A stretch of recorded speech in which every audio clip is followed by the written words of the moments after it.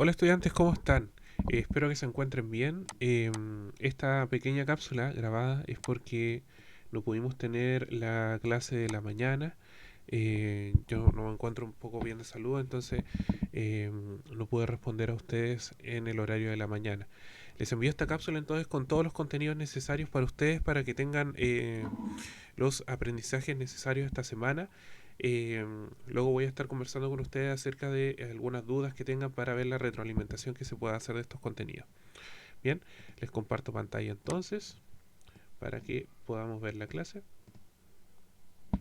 Entonces, lo que nos corresponde en la clase de hoy es acerca del mundo musulmán. ¿Ya? Este mundo musulmán este mundo musulmán tan curioso que a veces para nosotros parece un poco desconocido. Eh, Como vemos acá en la imagen hay una gran congregación de personas. Estamos viendo una de las imágenes que representa las ceremonias en Medina, una de las ceremonias más importantes para el islamismo. Objetivo de esta clase, analizar ejemplos de relaciones de influencia, convivencia y conflicto entre el mundo europeo, el bizantino y el islámico durante la Edad Media, considerando la división del cristianismo y las relaciones de frontera entre la cristiandad y el islam en la península ibérica, entre otros. En cuanto al mundo musulmán, esta civilización musulmana se formó sobre la base del Islam, la religión que se originó en la península arábiga a principios del siglo VII. ¿Qué pasaba con este mundo musulmán? Lo que ocurría es que en el mundo musulmán se fueron desarrollando una serie de conflictos con el pasar del tiempo. Estos conflictos desencadenaron en que se dividieran en distintos pueblos. Estos pueblos iban a estar ubicados siempre en Medio Oriente, específicamente en la península de Anatolia. ¿Dónde ubicamos nosotros el mundo musulmán? Lo vamos a ubicar en esta zona de acá. Voy a marcarlo aquí en el mapa. Esta zona de aquí. Nosotros la vamos a reconocer como la península de Anatolia. ¿Ya? Voy a marcarla con el resaltador, la zona de acá. Aquí nosotros vamos a encontrar el mundo musulmán, justamente en el territorio que actualmente ocupa Turquía. ¿Ya? Aquí también se desarrolló con el tiempo el Imperio Otomano. ¿Por qué es tan importante esto para la historia de la etapa medieval? Porque el fundador del Islam, Mahoma, quien se declaraba el último profeta del mundo, nació en la Meca y tras una experiencia mística comenzó a predicar un mensaje que hablaba de un solo Dios.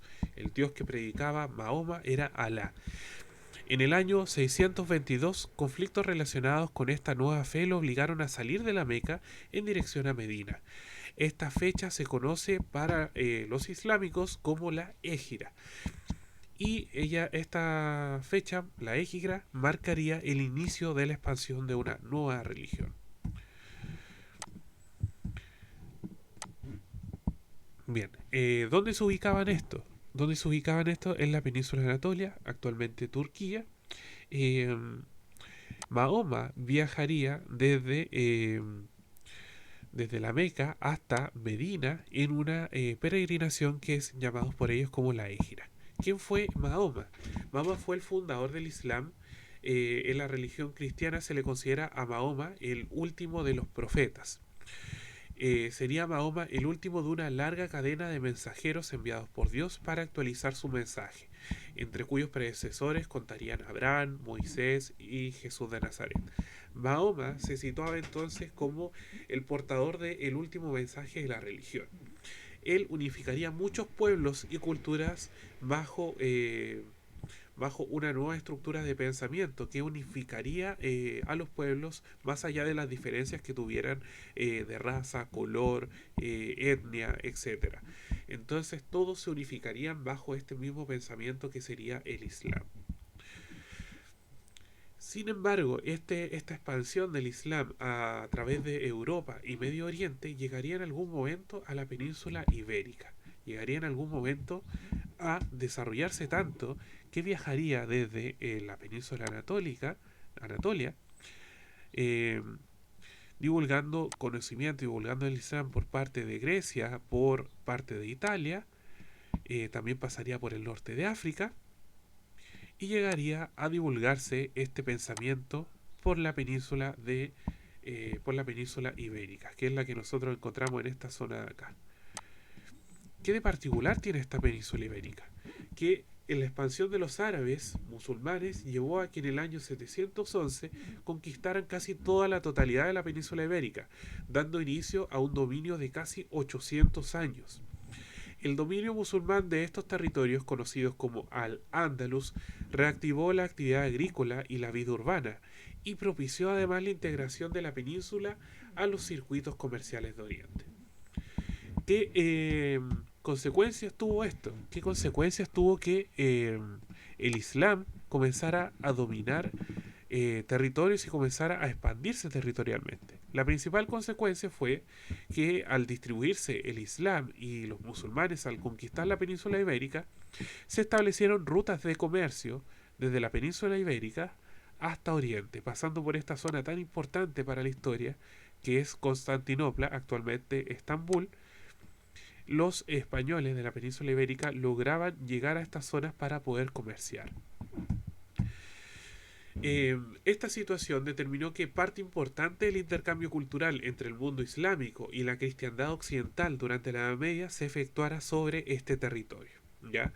Eh, la cristiandad, o sea, la religión católica, había entrado en conflicto con el pensamiento islámico, puesto que eran, si bien ambos creían en la existencia de un solo Dios y los valores eran más o menos similares, eran polos opuestos en cuanto a su organización social y la estructura religiosa que imponían sobre los pueblos. Por un lado, la religión católica ya se había establecido como la religión oficial de Europa y tenía cierta preponderancia por sobre la política también. La religión católica influía directamente en las decisiones políticas. Además de que se había establecido con un marco un poco ortodoxo, es decir, un marco que seguía al pie de la letra las instrucciones que estaban en la Biblia. Mientras que el Islam tenía un pensamiento más innovador que integraba distintas culturas, que integraba distintas etnias dentro del propio mundo islámico y no discriminaba a otras culturas para continuar avanzando como religión. Algo que sí hacía la Iglesia Católica, que declaraba como paganismo o como salvajes a otras culturas, buscando que la cristiandad fuera la religión más poderosa dentro de toda Europa. Esto desencadenó en que se diera una división de la Iglesia Católica en Europa, una división que apostaba mucho más por un lado, por lo ortodoxo, por seguir las normas de la Iglesia, por seguir lo más tradicional, y otra rama que apostaba un poco más por lo más innovador, por lo nuevo, por la mezcla de culturas que venía ocurriendo. Esta mezcla cultural, este intercambio de conocimiento entre el mundo musulmán y los pueblos de la península ibérica, que actualmente se encuentra ahí España y Portugal, tendrían consecuencias en la arquitectura. Como pueden ver aquí en las imágenes, esta es arquitectura de la ciudad de Andalucía, en España, que prácticamente parece una ciudad arábica, con estas cúpulas sobre los edificios. También vemos acá algo curioso en la ciudad de Andalucía. Estos acá se parecen mucho, esta imagen que estoy resaltando en rojo aquí, se parece mucho a la fachada que nosotros encontramos en la región de Coquimbo o la ciudad de La Serena, la famosa fachada colonial. Y es que esta fachada colonial de las ciudades de nuestro país es una mezcla también cultural y arquitectónica que reúne detalles del mundo musulmán e islámico con la arquitectura europea clásica. Entonces podemos ver que el sincretismo cultural, la unificación de culturas está presente en muchos aspectos, en la comida, en el idioma también. Nosotros poseemos palabras que vienen de el musulmán, como por ejemplo almohada. Eh, También unos otros musulmanes establecían que estos lugares eran propicios para el desarrollo de una gran civilización. Así es como al-Basit declaraba que Granada, él decía, Granada me pareció un país delicioso y amplio, entre los más extensos de Al-Ándalus, actualmente Andalucía. Tiene una posición maravillosa, edificios espléndidos, decía, es grandiosa y es agradable, admirablemente situada.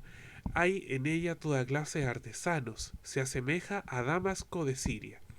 Hay aguas corrientes, huertas, jardines y viñas. Es punto de reunión de personajes ilustres, de poetas, de sabios y de artistas. Están en ellas los mejores hombres de nuestro tiempo. Hay monumentos grandiosos. Estas crónicas de Abd al-Basit en el siglo XV retrataban un poco de cómo se estaban conformando las ciudades con la influencia de los árabes en Europa. Y esta influencia de los árabes no solamente se iba a limitar en Europa, sino que iba a llegar incluso hasta la actualidad. Estas imágenes son de la mezquita de Coquimbo, es un lugar precioso de nuestra región, el cual integra muchos rasgos de la cultura árabe, sobre todo el Islam.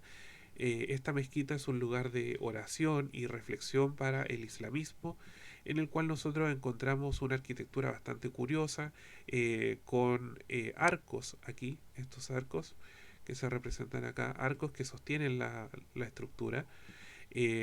Encontramos también vitrales, que son vidrios que están dibujados con algunas imágenes alusivas al mundo árabe.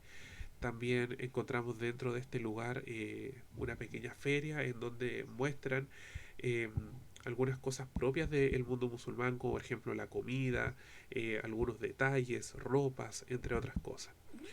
Bien, con esta imagen voy cerrando esta cápsula. El motivo de esta clase era mostrar la diversidad cultural que se dio en la Edad Media, que no todo en la Edad Media fue oscuridad, ni fue estar encerrado con miedo, sino que en la Edad Media también hubo mucho intercambio cultural, hubieron muchos cambios políticos, económicos, sociales, y además esto repercutió en el desarrollo de una arquitectura que va a mezclar elementos de toda la cultura que nosotros podemos en la actualidad poder ver en nuestras ciudades de Coquimbo, La Serena, en Ovalle también van a encontrar arquitectura colonial que integra elementos tanto de la arquitectura árabe como también elementos clásicos europeos.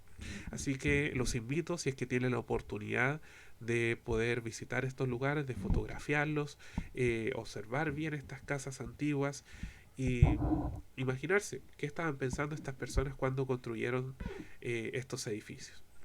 Así que eso, estudiantes, una disculpa nuevamente por la clase que perdimos en la mañana. Espero tener respuesta pronto para poder recuperarla en otro horario. ¿Ya? Por ahora les envío esta cápsula. Espero que hayan aprendido estos contenidos, que les haya parecido interesante y los comentaremos pronto en clase. Eso, que estén bien. Hasta luego. Chao.